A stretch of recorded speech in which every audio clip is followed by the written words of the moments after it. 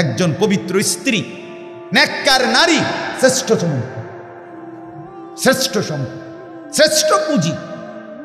আজকে ছেলেরা বাপ, তোমাদেরকে বলি দোস্ত, আল্লাহ তাআলা কোরআনে বলছে লা তানকিহুল মুশরিকাত হাত্তা ইউমিননা ওয়ালা আমাতুম মুমিনাতুন খায়রুম মিন মুশরিকা ওয়ালাউ আ'জাবাতকুম। আল্লাহ কোরআনে বলে কোন মুশরিক, কোন পাপী, কোন নাফরমান, কোন বেহায়া নারীকে বিবাহ করো না। হাত্তা ইউমিননা, যতক্ষণ না সে পূর্ণ ঈমানের দিকে ফিরে না আসে। আল্লাহ কোরআনে বলেন ওয়ালা আমাতুম মুমিনাতুন খায়রুম মিন মুশরিকা, একজন নেককার মুমিনা চরিত্রবান পবিত্রা দাসীও স্বাধীন বিত্তশালী একবারে সম্পদশালী সুন্দর চেহারার মুশরিক নাফরমান পাপী নারীর চাইতে উত্তম। ওয়ালাউ আ'জাবাতকুম, বেশরম মুশরিক নাফরমান নারী যত আকর্ষণীয় হোক না কেন, তার চাইতে একজন নেককার, কালো হোক, কুৎসিত হোক, দাসী হোক, সে আল্লাহর কাছে দাম। কোরআনের আয়াত। আজকে যেই সমস্ত ছেলেরা, আমি অনুরোধ করছি বাপ, নওজোয়ান, তোমাদেরকে এই বন্ধু বললাম, তোমরা যারা সকাল থেকে রাত 2টা 3টা পর্যন্ত মোবাইলে উলঙ্গ ছবি দেখো, নর্তকীর নাচ দেখো, সারা পৃথিবীর নারীর ছবি দেখো, অচিরেই বিশ্বাস করো পবিত্র নারী পেতে তোমার জন্য কষ্ট হবে। মনে রাখো, এই ঋণ শোধ করতে হবে। হ্যাঁ, তখন বুঝবা ভাইয়া, এমনি মানুষের বেডি সাউন্ড আর ঘরের বেডি যদি অসৎ হয়, তখন টের পাইবা দুনিয়া কারে কয় আর জাহান্নাম কারে কয়। রাস্তার বেডি তো বেডি চাইতে চাইতে গেছো গা, তুমি বেডিও গেছে গা, তুমিও গেছো গা, কিন্তু যারে ঘরে আনছ স্ত্রী, এ বেডি যদি দুশ্চরিত্র হয়, এই মহিলা যদি চরিত্রহীন হয়, তো সব শেষ, সব। তখন টের পাবেন আহা জীবন কত কষ্টের। যার স্ত্রী অসৎ, যার স্ত্রী অসৎ, যার বউ অসৎ, তার জীবন আর জাহান্নামের টুকরা ছাড়া আর কিছু। আমি আমার এই ছোট্ট জীবনে অগণিত পুরুষকে, অগণিত যুবক আমি দেখছি, যারা আমার সাথে এরকম হাজারো অবস্থা বলছে যে আহা 3 বছরের প্রেম, 5 বছরের প্রেম, হ্যাঁ লম্বা সময়, এরপরে বিয়ে করছে 8 মাস, 2 মাস, 1 বছর, 1.5 বছরের ভিতরে বিবাহের পরের জিন্দেগিটা জাহান্নামের টুকরা হয়ে গেছে। এজন্য অনেক ছেলে তোমরা দাঁড়িয়ে বসে তোমাদের কাছে অনুরোধ করছি, আখেরাত তো আছেই বন্ধু, দুনিয়াটাকেও জাহান্নাম বানাইও না। রাস্তার মেয়ের সাথে সম্পর্ক গড়ো না, বেপর্দা মেয়ের সাথে, বিবাহ বহির্ভূত যে তোমার সাথে সম্পর্ক গড়ছে, সে বিবাহের পরে আরেকজনের সাথেও সম্পর্ক করবে, এ তোমারে কষ্ট দিবে দোস্ত বন্ধু।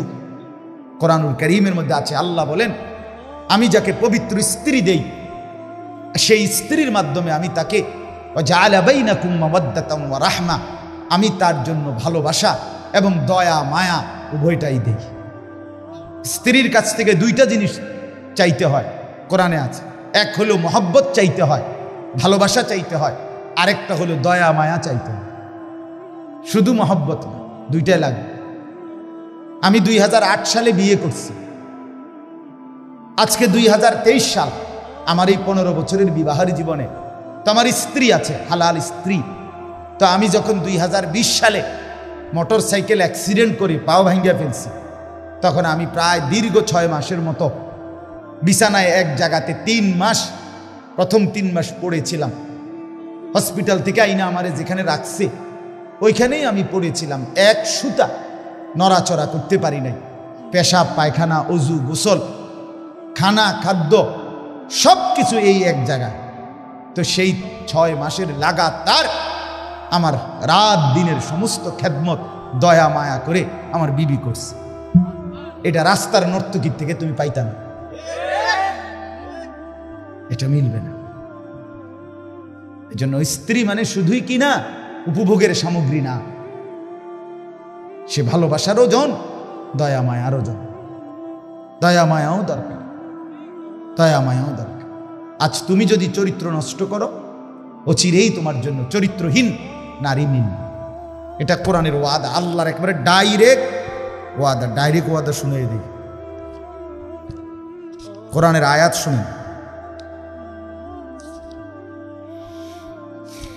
এই যে দেখেন আল্লাহ তাআলা কোরআনে বলছেন সূরা নূর, আল খাবিসাতু লিল খাবিসিন, খবিস পুরুষের জন্য খবিস নারী, আল খাবিসুনা লিল খাবিসাত, খবিস নারীর জন্য খবিস পুরুষ। এই ডাইরেক্ট কোরআনের আয়াত, ঠিক কইলেও ঠিক, ঠিক না কইলেও ঠিক। বুঝেন না, এটা কোরআনের আয়াত না, এটা ঠিক কইলেও কি ঠিক, ঠিক না কইলেও কি। এই যে অত্তাইয়িবাতু লিত্তাইয়িবিন অত্তাইয়িবুনা লিত্তাইয়িবাত, রব্বুল আলামিন বলেন আর পবিত্র পুরুষের জন্য পবিত্র নারী, পবিত্রা নারীর জন্য পবিত্র পুরুষ। হ্যাঁ, টিট পর টেট নাকি, ইট মারলে পাটকেল খেতে। তার মানে হলো আজকে তুমি নষ্ট হইলা, অচিরেই তুমি নষ্টটাই নিতে বেশি দিন লাগবে না। রঙের গুড্ডি কাইটা যাবে, গুড্ডি কাইটা যায় না, এই রঙের গুড্ডি দেখতে দেখতে নাই বন্ধু। এই জন্য নষ্ট হয়েও না, হায়াত লম্বা। আল্লাহ হায়াত দিলে, আল্লাহ যদি বাঁচায় রাখে 60 বছর, আল্লাহ বাঁচায় রাখলে 70 বছর, ফুর্তি করলা তামসা করলা নয়তো 7 বছর, নয়তো 10 বছর যন্ত্রণা ভুগতে হবে, নয়তো 40 বছর দুনিয়াতেই মিয়া। এরপরে আখিরাত সেটা তো আছে, সেটা তো পরের বিষয়, দুনিয়াতেই যন্ত্রণা ভোগ করতে হবে। আল্লাহ তাআলা আমাদেরকে বুঝার তৌফিক দান করেন। আমি লম্বা করলাম এই প্রসঙ্গটা, এতক্ষণ ধরে বলার উদ্দেশ্য এই কথাটাই বুঝানো, তোমরা অনেক ছেলে বাপ, তোমাদের জিন্দিগি যদি সুন্দর হয় তোমারই ভালো। আমি তোমার জন্য আটকায় যাব না, তুমি আমার জন্য আটকায় যাবা না, এটাই সহজ। আমার বয়ানের পরে আমি আমার পথে চলে যাব, তুমি তোমার পথে চলে যাবা, কেউ কারো জন্য আটকায় না। কিন্তু তোমার নিজের জীবন যদি আটকায়া যায় নিজের কাছে, তাহলে তো তুমি কষ্ট পাবে। আপনজন বড় অভাব। আজকে যদি ধরে ধরে আমাদের সন্তানদেরকে না ফিরাই, তোমরা যদি না ফিরে আসো, তোমরা যদি নিজেকে সুন্দর না বানাও, খোদার কসম নিজেও কষ্ট পাবে। আর যুবকরা যদি ফিরে না আসে, ইসলামের বিজয় আসবে কোত্থেকে? দ্বীনের বিজয় আসবে কোত্থেকে বন্ধু? এজন্য আজকে আমরা নওজোয়ানদের বড় বেশি পরিবর্তন চাই, বড় পরিবর্তন চাই, বড় বেশি চাই। মুসলমানের ছেলেরা যদি নামাজি হয়, আরে বিশ্বাস করেন না, আমার একটা ব্যক্তিগত কথা আছে, এটা আমার হৃদয়ের কথা, আমার আবেগের সবটুকু দিয়ে আমি বলতে চাই, মুসলমানের যুবকরা যদি শুধু 2টা জিনিস করে, একটা জিনিস হলো নিজের মাথার চুল চতুর্দিক থেকে সমানভাবে কাইটা চেহারা সুরত যদি মুসলমানের মতো বানায়, আর 5 ওয়াক্ত নামাজ, বিশেষ করে ফজরের নামাজ যদি মুসলমানের যুবকরা পড়তে শুরু করে মসজিদে গিয়ে, আর চেহারা সুরত আর চুলটা ঠিক করে, আল্লাহর কসম গোটা পৃথিবীর কাফের আর বেঈমান বুঝবে মুসলমানের যুবকরা নড়ে চড়ে বসছে। এরা বুঝবে মুসলমানের সবচেয়ে বড় সম্পদ যুবক, তারা ইসলাম নিয়ে ভাবতেছে, আগামী দিন নিয়ে ভাবতেছে। ইনশাআল্লাহ এই যুবকদের দ্বারাই মাহাদির পক্ষে এরা লড়বে, দাজ্জালের বিরুদ্ধে লড়াই।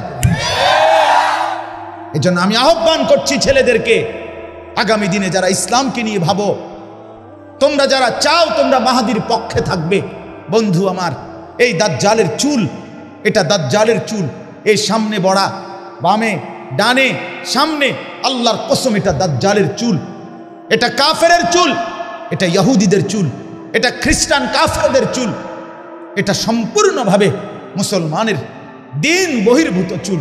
কাজে এটা কাইটা ফেলো, এটা কেটে ফেলো বন্ধু। যদি মার পবিত্র দুধ খেয়ে থাকো, আরেকবার প্রয়োজনে মোবাইলে দেখো ফিলিস্তিনের গাজা উপত্যকার মধ্যে কি পরিমাণ মার রক্তে জমিন ভেসে গেছে, কি পরিমাণ মজলুম ভাই, ছোট্ট মাসুম বাচ্চা রক্তে গড়াগড়ি খাচ্ছে। মুসলমানের লাশ, গতকালকে পত্রিকা আসছে, মুসলমানের লাশ কুকুরে কামড়াইতেছে, মুসলমানের লাশ মাটিতে দাফন করার সুযোগ পাচ্ছে না। যে ইহুদি কুত্তারা যে ইউরোপের ভাড়াটে সন্ত্রাসী, ইউরোপ আমেরিকার জারজ সন্তান, এই ইসরায়েলের ইহুদি কুত্তারা, তারা এই পরিমাণ মুসলমানকে জুলুম আর নির্যাতন করছে। বন্ধু, খোদার কসম, এই বেঈমান ইহুদিদের পক্ষ থেকেই এই পৃথিবীতে ছড়িয়ে দেওয়া এই চুলের ডিজাইন। আমি অনুরোধ করলাম তোমাদেরকে, তোমরা দয়া করে যদি মার পবিত্র দুধ খেয়ে থাকো, তোমাদের রক্তে যদি ইসলাম থাকে, প্রতিবাদের অংশ হিসাবে আমরা মজলুমের পক্ষে, আমরা মুসলমানের পক্ষে, আমরা ফিলিস্তিনিদের পক্ষে, আমরা মুজাহিদিনদের পক্ষে, আমরা দ্বীনের পক্ষে, আমরা ইহুদিদের পক্ষে না। এই কথার প্রমাণ হিসাবে আমি যুবক, তোমরা যাদের চুল বড় বড় ডানে বামে, তোমরা কি কদ্দুর নিয়ত করবানি? দাঁড়াইয়া নিয়ত করো যে ইনশাআল্লাহ তোমরা এই চুল, নিজেকে মুমিন মুসলমান হিসাবে, প্রতিবাদের অংশ হিসাবে তোমরা চুল কাইটা ফেলবা। এই নিয়তে কিছু ছেলে দাঁড়াও, তো দাঁড়াও ইনশাআল্লাহ হিম্মত করে।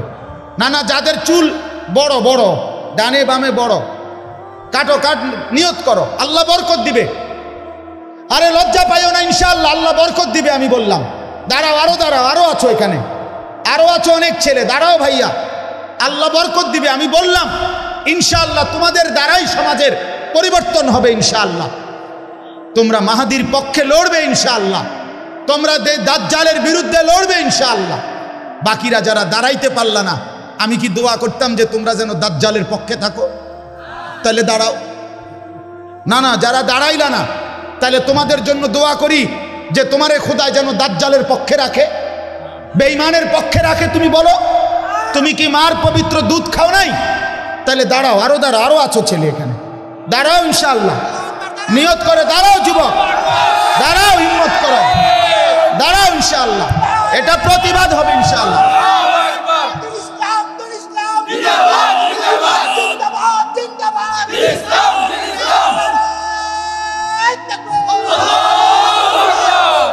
আমরা প্রত্যেকেই বসো ভাইয়া, আমার অনুরোধ এটা, তোমাদেরকে ফিরতেই হবে, তোমরা নড়তে হবে,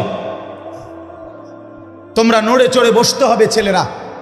তোমরা একথা বেঈমানকে বুঝাইতে হবে, আমরা মুসলমানের এত লক্ষ কোটি যুবক মরে যাই নাই, আমরা হারিয়ে যাই নাই, আমরা আমাদের মজলুমের রক্তের বদলা চাই, আমরা মোমেনের রক্তের তাজা খুনের বদলা চাই। আরে আল্লাহর কাছে বলো যে রব্বে কারীম, আপনি আমাকে সুযোগ দেন, আমি মজলুমের জন্য জান দিয়ে দিতে রাজি আছি। এটা চাইতে হবে বন্ধু, আল্লাহর কাছ থেকে তৌফিক চাও। মাত্র 92 লক্ষ কাফের ইহুদি, 1 কোটি না, 23 লক্ষ মুসলমান গাজা উপত্যকায়। বিশ্বাস করো বাপ, একটা মুসলমানের একটা ঘর ভিটা মাটি আর মাটির উপরে নাই। আজকে 1.5 মাসের অব্যাহত নির্বিচারে বোমা বর্ষণ করে মুসলমানের একটা কুড়ে ঘরও আর মাটির উপরে নাই। মুসলমান তার লাশ দাফন করতে দিচ্ছে না। গতকালকে আমি নিজে পত্রিকায় দেখছি, কুকুরে মুসলমানের লাশ কামড়াইতেছে, মৃত লাশ নিয়ে টানা হেসরা করতেছে। এরপরে কাফের বেঈমান ইহুদিদের সরাসরি আমেরিকা, প্রতি মিনিট আমেরিকার এই বেঈমান, এই বুড়া বেঈমান জো বাইডেন নামে এই বুড়া গাদ্দার প্রতি মুহূর্তে ইসরায়েলের ইহুদিদেরকে সহযোগিতা করছে। অতএব এত রক্ত, এত লাশ, মুমিনের এত পবিত্র দেহ এইভাবে অকাতরে রক্তে গড়াগড়ি খাচ্ছে, শহীদ হচ্ছে, এরপরেও কি আমাদের ফিরবার সময় হয় নাই? বলো না ভাইয়া, এরপরেও আমাদের আল্লাহকে ডাকার টাইম হয় নাই? এরপরেও কি নামাজের সময় হয় নাই? আহা, কার আশ্রয়ে জীবন কাটাচ্ছ ছেলেরা? বাপ, সারাদিনে যারা 1 ওয়াক্ত নামাজ পড়ো না, আল্লাহকে তো ছেড়ে দিলা বুঝলাম, কিন্তু কার আশ্রয় নিলা? ঠিক আছে, ধরে নিলাম তুমি আল্লাহকে ছেড়ে দিছো, আল্লাহকে পছন্দ হচ্ছে না, আল্লাহ তোমার লাগবে না, আচ্ছা বুঝলাম, তো এরপরে কার থেকে নিরাপত্তা নিবা? কে নিরাপত্তা দিবে? সারাদিন সারা রাত মোবাইলে 2 আঙ্গুলে টিপ্পা, উলঙ্গ ছবি যে দেখো, নারীর ছবি যে দেখো বন্ধু, আল্লাহকে তো ভুলে গেলা। এখন কার আশ্রয়ে, কার নিরাপত্তা নিবে? 92 লক্ষ ইয়াহুদি আক্রমণ করছে, 23 লাখ মুসলমান সর্বহারা। গত পত্রিকা আসছে 7 লক্ষ শিশু ফিলিস্তিনের যারা সর্বহারা, তাদের মাও নাই বাবাও নাই, তারা জানে না আগামী দিনে তারা কোথায় আশ্রয় মিলবে। মা নাই বাবা নাই, এই অবুঝ বাচ্চাদের ভবিষ্যৎ কি? এই যে ওই যে বাচ্চা দেখেন ওই ভাইয়ের কোলে, 1 মিনিট যে বাপ তার সন্তানটাকে বুক ছাড়া করতে চায় না।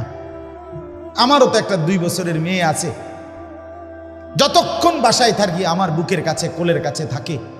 তাহলে এই 2 বছরের 3 বছরের 7 বছরের এই বাচ্চাগুলো তাদের আশ্রয় কোথায়? তাদের মায়ের কোল কোথায়? তাদের বাবার কোল কোথায়? তারা আগামী দিনে কিভাবে বড় হবে? এজন্য বন্ধু, ফেরার টাইম হয়েছে, আমরা ফিরতেই হবে। আমাদের আল্লাহর সাথে আমাদের সম্পর্ক বাড়াইতে হবে। আমরা আল্লাহর সাথে চুক্তিবদ্ধ হইতে হবে যে আল্লাহ, আমরা জীবন দেব, আমরা জান দেব, আমরা মাল দেব। আল্লাহ তাআলা বলেন আমি বিজয়ও দেব, জান্নাতও দেব, দুটোটাই দেব। এই আয়াত শুনেন কোরআনুল কারীমের মধ্যে 11 নম্বর পারা 9 নম্বর সূরা, সূরায়ে তাওবার 111 নম্বর আয়াত। আল্লাহ তাআলা বলতেছেন ইন্নাল্লাহা আশতারা মিনাল মুমিনিনা আনফুসাহুম ওয়া আমওয়ালাহুম বিআন্না লাহুমুল জান্নাহ। আল্লাহ তাআলা বলে নিশ্চয়ই আল্লাহ সমস্ত মুমিনদের থেকে কিনে নিয়েছেন তাদের জান এবং মাল। তাহলে আল্লাহ হলেন ক্রেতা, আমরা ইমানদাররা হলাম বিক্রেতা।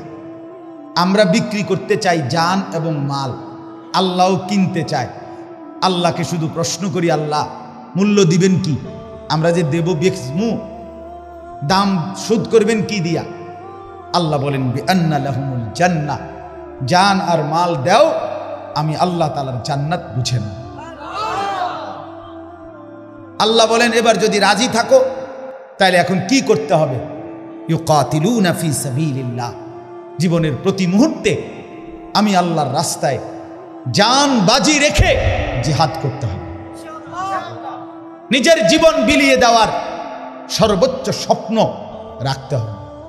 নামাজ, রোজা, হজ, যাকাত, জিকির, তেলাওয়াত, হালাল হারাম এটা যেমন করণীয়, জিহাদ ফি সাবিলিল্লাহ এটাও করণীয়। আল্লাহর রাস্তায় শাহাদাত হওয়ার, কলিজা বিলিয়ে দেওয়ার স্বপ্ন দেখা, এটাও সমানভাবে গুরুত্বপূর্ণ। অতএব আল্লাহ বলেন এই লেনদেন করো, এই সিদ্ধান্ত নাও যে জান দেওয়ার সময় হলে জান দিবা, মাল দেওয়ার সময় হলে মাল দিবা, আমার রাস্তায় জিহাদ করবা। ফায়াকতুলুনা ওয়া ইউকতালুন, হয় নিজে মারবা নয় নিজে মরবা। আল্লাহ বলেন বিনিময়ে আমি জান্নাত দেব। তুমি যদি বিজয়ী হও তাইলেও জান্নাত, তুমি যদি শহীদ হও তাইলেও জান্নাত। সুবহানাল্লাহ। এই জন্য ফিলিস্তিনের হামাস মুসলিম মুজাহিদ যারা যুদ্ধ করছে, জিতলেও তাদের জান্নাত, শহীদ হলেও তাদের জান্নাত। বলেন আলহামদুলিল্লাহ। এরপর আল্লাহ বলেন ওয়াদান আলাইহি হাক্কান, আমার এই কথা কিন্তু সত্য সত্য ওয়াদা। তুমি তোমার জান মাল আমাকে দাও, আমার থেকে জান্নাত বুঝে নাও। আমার রাস্তায় জান মাল দিয়ে জিহাদ করবা, মারবা কিংবা মরবা, বিনিময়ে জান্নাত দেব, এটা আমার সত্য সত্য ওয়াদা। আর নতুন ওয়াদা না। ইতিপূর্বে ফিত তাওরাত ওয়াল ইনজিল ওয়াল কোরআন, আমি তাওরাত কিতাব, ইনজিল কিতাব আর এখনকার এই কোরআন, সবগুলো কিতাবের মধ্যে আমি এই একই সিদ্ধান্ত বারবার নাজিল করেছি। জীবন দাও আমার জন্য, মাল দাও আমার জন্য, আমার থেকে জান্নাত বুঝে নাও। এরপরে আল্লাহ বলেন ওমান আওফা বিআহদিহি মিনাল্লাহ, আর শুনে নাও আমি আল্লাহর চাইতে ওয়াদা রক্ষাকারী, ওয়াদা পূরণকারী আমার চাইতে অধিক বেশি আর কেউ নয়। আর কেউ আছে? আল্লাহর চাইতে অধিক ওয়াদা রক্ষাকারী আর কেউ হইতে পারে? আল্লাহর কথার নড়চড় হয়? ফাস্তাবশিরু বিবাইইকুমুল্লাযী বায়াতুম বিহ, অতএব হে আমার মুমিন বান্দারা, তোমরা আমার সাথে যেই ওয়াদা করেছো এই ওয়াদা বাস্তবায়ন করে জান্নাত পাইবা, এই সুসংবাদ নিশ্চিন্তে গ্রহণ করো, ঘাবড়াইও না। ওয়াযালিকা হুয়াল ফাওজুল আযীম। আল্লাহ তাআলা বলেন আর এটাই হচ্ছে সবচেয়ে বড় সফলতা। বলেন আলহামদুলিল্লাহ। আপনাদের কাছে আমার আর 5টা মিনিট কথা আছে। এই আয়াতের আলোকে কি বুঝলেন? এই আয়াতের আলোকে বুঝলাম আমাদের জান, আমাদের মাল সবটাই আল্লাহর জন্য। কার জন্য বলেন না? অতএব পুরা জিন্দেগি আল্লাহর হুকুমের উপরে চলা এবং শেষ পর্যন্ত নিজের জীবনটাও আল্লাহর জন্য দিয়ে দেওয়া, এটা আল্লাহর চাওয়া। আল্লাহ চায় আমার কাছে, আমিও দিতে রাজি, বিনিময়ে আল্লাহ আমাকে আপনাকে জান্নাত দিবে। বলেন আলহামদুলিল্লাহ। অতএব আজকে এই লম্বা সময়ের কথাতে আমি আপনাদের কাছে যে অনুরোধটা করতে চাই, আজকে বিশ্বাস করেন ইসরায়েলের যে ইহুদিরা এই মুহূর্তে ফিলিস্তিনের মজলুম মুসলমানদের উপরে জুলুম করছে, বন্ধু আমার বিশ্বাস করেন, 1 নম্বর কথা হলো ইসরায়েলের ইহুদিদের আকীদা, বিশ্বাস যে শেষ জামানায় যে দাজ্জাল আসবে, আমরা যাকে বলি দাজ্জাল, ইহুদিদের কথা হলো তিনি হবে মসিহ।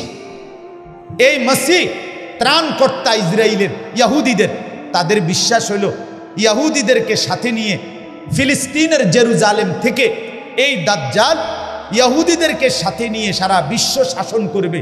এই জন্য সারা পৃথিবীতে একজন মুসলমানও থাকবে না, বরং ইহুদিদের হাতে হত্যা হবে, এটা তাদের বিশ্বাস। এজন্য শুধু ফিলিস্তিনের বিরুদ্ধে তাদের লড়াই না, বরং 180 কোটি মুসলমানকে নিশ্চিহ্ন করা, এটা তাদের লড়াই। এজন্য বন্ধু ভুলে গেলে চলবে না। 2 নম্বর কথা হলো গোটা মধ্যপ্রাচ্য দখল করে একবারে মিশরের নীল দরিয়া, ইরাকের ফোরাত এবং রসুলুল্লাহর মদিনা, একবারে স্পষ্ট তাদের বক্তব্য এটা ইহুদিদের, এই পুরাটা মধ্যপ্রাচ্য আরব বিশ্ব দখল করে সবটার মধ্যে একটি গ্রেট ইসরায়েল রাষ্ট্র প্রতিষ্ঠা করা, এটা তাদের স্বপ্ন, এটা তাদের সিদ্ধান্ত। এজন্য এরা যদি এখানে টিকে যায়, তাহলে আগামী দিনে আমরা 180 কোটি মুসলমানের অস্তিত্ব হুমকির মুখে পড়ব। এই কালসাপ যদি এখানে জায়গা পায়, তাহলে এর ছোবল আমাদের প্রত্যেকের গায়ে পড়বে। এজন্য বন্ধু আমার, আমরা আমাদের আল্লাহর সাথে সম্পর্ক বাড়াইতে হবে। আমরা সবাই মনে রাখতে হবে ফিলিস্তিন শুধু ওই অঞ্চলের মুসলমানের না, বরং ফিলিস্তিন 180 কোটি মুসলমানের। আমাদের প্রত্যেকের, আমাদের নারী পুরুষ শিশু প্রত্যেকের জবানে আমরা এটা মনে রাখতে হবে, ফিলিস্তিনের সম্পর্ক। এবং আমরা প্রত্যেকে আমাদের আল্লাহর সাথে সম্পর্ক বাড়াইতে হবে। এজন্য আমি অনুরোধ করছি, ছেলেরা, যুবকরা, অনেক যুবক, তোমাদের কাছে এই বন্ধুর আবেদন, এই ভাইয়ের আবেদন, তোমরা নিজের জীবন সুন্দর করো। আমার বাপ, আমরাও বড় মুসিবতের মধ্যেই আছি। অতএব আমরা প্রত্যেকেই সার্বক্ষণিক অনিরাপত্তা আমাদের জন্য। পৃথিবীর সর্বত্র মুসলমান যদি নির্যাতিত হয়, এমন কি হতে পারে না অচিরেই আমাদের এই অব্যাহত নাফরমানি আর অশ্লীলতা, বেহায়াপনা, আমাদের এই বেনামাজি জিন্দিগি আর বেপর্দা জিন্দিগির কারণে আমাদের উপরে আযাব আসতে পারে না? আমাদের উপরে কাফের মুশরিকদের নির্যাতন হতে পারে না? সেদিন আমাদের আশ্রয় মিলবে কোথায়? আমাদের আল্লাহ ছাড়া আমাদের আশ্রয় নাই, আমাদের কোনো জাতিসংঘ নাই, আমাদের জন্য কোনো মানবাধিকার সংস্থা নাই, আমাদের জন্য কোনো আন্তর্জাতিক আইন নাই, মুসলমানের কিচ্ছু নাই, মুসলমানের জন্য কেউ নাই। খোদার কসম, মুসলমানের আছে শুধুই একজন, তিনি আমাদের আল্লাহ। অতএব আল্লাহর সাথে সম্পর্ক বাড়া, আল্লাহর সাথে সম্পর্ক বাড়া। আমার বাবারা, আমার ছেলেরা, আমার পর্দার আড়ালের মারা, নিজেদেরকে ফেরান, নিজেদেরকে ফিরান, নিজেকে নিয়ন্ত্রণ করেন। 5 ওয়াক্ত নামাজ যত্নের সাথে আদায় করেন, বিশেষ করে ফজরের নামাজ, বিশেষ করে তাহাজ্জুদের নামাজ। আল্লাহর কোরআনে আল্লাহ বলছে, ফজরের নামাজে অভ্যস্ত যারা, তাহাজ্জুদ নামাজে অভ্যস্ত যারা, বিজয় তাদের কপালে, তাদের কপালে বিজয়। ফজরের নামাজের মুসল্লি ছাড়া আল্লাহর রাস্তায় যুদ্ধ করার মতো হিম্মত আসে না। তাহাজ্জুদ নামাজে অভ্যস্ত হওয়া ছাড়া নিজের জান বিলিয়ে দেওয়ার মতো শক্তি, হিম্মত আসে না। এজন্য বন্ধু, বেনামাজি সন্তান তোমরা যারা, তোমরা পারতা না, তোমরা পারবা না। নারী তোমাদেরকে পিছে ধরাই দিবে। মদের নেশা, জুয়ার নেশা, মোবাইলের নেশা, তোমাদের অব্যাহত গুনাহ তোমাদের শরীরকে নিস্তেজ বানায় দিবে। তোমরা পারবা না। এজন্য দয়া করে ফিরে আসো নামাজের দিকে, আল্লাহর দিকে, আখিরাতের দিকে, সেজদার দিকে। ইনশাআল্লাহ জীবন সুন্দর হবে, দুনিয়াও সুন্দর হবে, আখিরাতও সুন্দর হবে। সর্বশেষ কথা হলো, একটা প্রতিবাদ তো আমরা বললাম যে আমাদের ছেলেরা যদি নামাজি হয়, ছেলেরা যদি চেহারা সুরত চুল লেবাস ঠিক করে, ইনশাআল্লাহ বেঈমান বুঝবে মুসলমানের সন্তানরা নড়ে চড়ে বসছে। আর 2 নম্বর কথা হলো, আপনাদের সবার কাছে আপনারা প্রত্যেকেই, সারা পৃথিবীর ওলামায়ে কেরাম বারবার অনুরোধ করতেছে, আপনাদের কাছে আমরা অনুরোধ করছি, প্রতিদিন আমরা বলতেছি, সর্বান্তকরণে আমরা সর্বোচ্চ চেষ্টা করে মার্কিন এবং ইসরায়েলি পণ্য বর্জন করবেন। বলেন ইনশাআল্লাহ। এটা এই মুহূর্তে একটা বড়সড় প্রতিবাদ, বড়সড় প্রতিবাদ। মাকে এদের বলবেন, বোনকে বলবেন, লাক্স সাবান, ডাব সাবান যেন ব্যবহার না করে, Fair and Lovely, Pond's cream যেন ব্যবহার না করে, ক্লোজ আপ, পেপসুডেন্ট যেন ব্যবহার না করে, পেপসি, 7 আপ, কোক এগুলো যেন ব্যবহার না করে। কিনলে একটা পানি আছে, কিনলে আরটা হলো একুয়াফিনা, এই 2টা পানির বোতল সরাসরি ইসরায়েলের, এই 2টা পানি ব্যবহার না করা। সার্ফ এক্সেল, হুইল পাউডার এগুলো যেন ব্যবহার না করে, রিন, একই এগুলো। অর্থাৎ আরও আছে, আমি মোটা দাগের গুলো বললাম, যেটি বেসিক লাগে। আমরা মাদেরকে বলবেন, বোনদেরকে বলবেন, ঘরে ঘরে বলবেন, বলে আমরা 2-4 জন ব্যবহার না করলে কি হবে? না রে বন্ধু, আমরা 2-4 জন ব্যবহার না করলে কিচ্ছু হবে না। ব্যবহার না করলে আমাদের ইমানের হক আদায় হবে, মজলুমের প্রতি সামান্য হলেও সমবেদনা জানানো হবে। যাদের রক্তে, আমার মা বোনের রক্তে ভাসছে, ওই বেঈমানদের পণ্যের উপরে আমরা থুতু মারলাম, থুতু মারলাম, থুতু মারলাম, আমরা থুতু মারলাম। অতএব আমরা প্রত্যেকে ইনশাআল্লাহ হিম্মতের সাথে বলবেন তো ইনশাআল্লাহ, চেষ্টা করবেন, চেষ্টা করবেন। আমি গত সপ্তাহে 2 জায়গায় ছিলাম, দোনো জায়গায় গোসলের সময় লাক্স সাবান দিছে। 2 বাড়িতে মাহফিলের কারণে আসি নাই, দোনো জায়গায় সাবান ছাড়াই গোসল করছে। আমি বলছি না, ব্যবহার করব। হুজুরটি ফুরান, আগের কিনা, আমি আগের কিনাও ব্যবহার করব। আমার মাদ্রাসায় বলার পরে 400-র মতো ছাত্র আমার, আলহামদুলিল্লাহ, সমস্ত ছাত্র তাদের যার কাছে যতগুলো মার্কিন পণ্য আছে, এই ছোট ছোট শ্যাম্পু, সাবান, ক্লোজ আপ, টুথপেস্ট যা আছে, মানে 3 বালতি আমার মাদ্রাসার বাচ্চারা জমা দিয়া ফেলাই দিছে, সব ফেলে দিছে। ইনশাআল্লাহ সারা পৃথিবীর মধ্যে মুসলমানদের মধ্যে এই বয়কট, বর্জন, এটা অনেকভাবে একটি কার্যকর, এই মুহূর্তের একটি প্রয়োজনীয় কাজ আমাদের, আমরা চেষ্টা করব। ঠিক আছে ইনশাআল্লাহ। যুবক ভাই, তোমরাও নিজের ডানে বামে বন্ধু, দোস্ত, আহবাবদেরকে মনে করায় দিও, দেখবা এতে করেও বড় প্রতিবাদ হবে। আর সর্বশেষ কথা হলো, কোনোভাবেই হতাশ হবেন না, ইনশাআল্লাহ জিতবে ফিলিস্তিন। বলেন জিতবে কে? আবার বলেন, আবার বলেন, আরো জোরে, জোর হলো না, সবাই মিলে জিতবে কে? জিতবে কে? আরো জোরে, ইনশাআল্লাহ ফিলিস্তিন জিতবে। হামাসের মুসলিম মুজাহিদরা জিতবে। যে রক্তে মুমিনের লাশ পড়ছে, যেখানে মুমিনের তাজা খুন ঝরেছে, সেখানে কালেমার পতাকা উড়বেই উড়বে, ইমানের পতাকা, বিজয়ের পতাকা উড়বে ইনশাআল্লাহ। ইসরায়েল হেরে যাবে, ইহুদি কুত্তারা হেরে যাবে ইনশাআল্লাহ, হেরে যাবে। হতাশ হবেন, হতাশ হবেন। আল্লাহকে বলেন, রব্বে করিমের সাথে সম্পর্ক বাড়ান। আল্লাহ তাআলা আমাদেরকে তৌফিক দান করেন, কবুল করেন, আমিন। আমার ভাই, আমরা প্রত্যেকেই নিজেদের ঈমান আমলের দিকে যত্নবান হব। এশার নামাজ পড়বেন, এখন থেকেই নিজের পরিবর্তন শুরু করেন। আমার যে ছোট্ট মাদ্রাসা আছে ময়নামতি সাহেবের বাজার মাদ্রাসায়, আশরাফুল উলুম, ওই মাদ্রাসায় প্রত্যেক মাসের 2য় শনিবার মাসিক ইসলাহি মজলিস হয়। আসর থেকে এশা পর্যন্ত বয়ান হয়। আপনাদেরকে দাওয়াত দিলাম, যুবক ভাইদেরকে। এই আপনাদের কাছাকাছি ময়নামতি সাবের বাজার বলে যেটারে, এই সাবের বাজার গরু বাজারের পাশে আমাদের মাদ্রাসা। আপনারা যাওয়ার চেষ্টা করবেন। প্রতি মাসের 2য় শনিবার আমার গাড়িতে আমরা ছোট্ট 2টা বই আমার একজন বড় বুজুর্গ খুলনার হজরত, ওনার বই বিক্রি করি। আপনার রাসূলুল্লাহ সাল্লাল্লাহু আলাইহি সাল্লাম তাহাজ্জুদ নামাজ রাত্রিবেলা কিভাবে পড়তেন, কতক্ষণ পড়তেন, কি পড়তেন, সব কিছু নিয়ে বিস্তারিত নবীজির দোয়া, মুনাজাত এবং তাহাজ্জুদ নামাজের বর্ণনা এই কিতাবে আছে। রাসূলুল্লাহ সাল্লাল্লাহু আলাইহি সাল্লামের উপরে সাহাবায়ে কেরাম যেই দুরূদ শরীফ পড়তেন, এমন 40টা দুরূদ এবং নবীজিকে স্বপ্নে দেখার আমল কি, এই ছোট্ট বইটাতে আছে। আমার বাংলাদেশের একজন অন্যতম বুজুর্গ খুলনার আল্লামা মুফতি নুরুল আমিন সাহেব হজরতের লিখিত এই দুইটা বই 220 টাকা মূল্যে আমরা বিক্রি করি। আমার কোনো বেনিফিটের জন্য না, এটা খুব ফায়দা, আমরা নিজেরা আমল করি। এই জন্য আপনাদের কাছে বললাম, যদি সুযোগ হয়, দরকার হয়, আপনারা যাওয়ার সময় কিনে নেবেন। আল্লাহ তাআলা তৌফিক দেন, আল্লাহ কবুল করেন। সুবহানাল্লাহি ওয়া বিহামদিহি।